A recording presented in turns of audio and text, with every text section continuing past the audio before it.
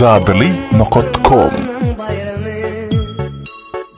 Gel uçalayım bir kingilik 3 gün vatana kurbanlık men aydayın sile aydımı yanlansın başının yanı bugün Müslümanın bayramı Gel uçalayım bir kingilik 3 gün vatana kurbanlık men aydayın sile aydımı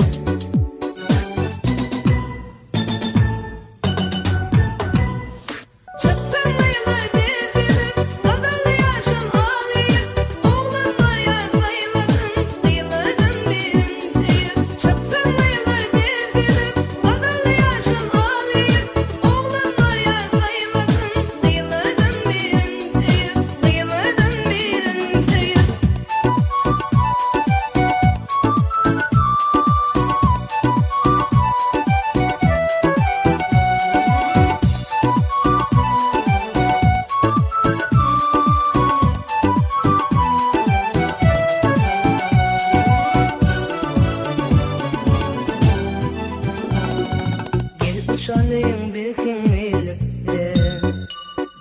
Mirasada sinarım cepte Gönlür baksa aşklar güne dökse Gelediydim gel kurbanlıkta Gel uçalayım bir kingilikte Mirasada sinarım cepte Gönlür baksa aşklar güne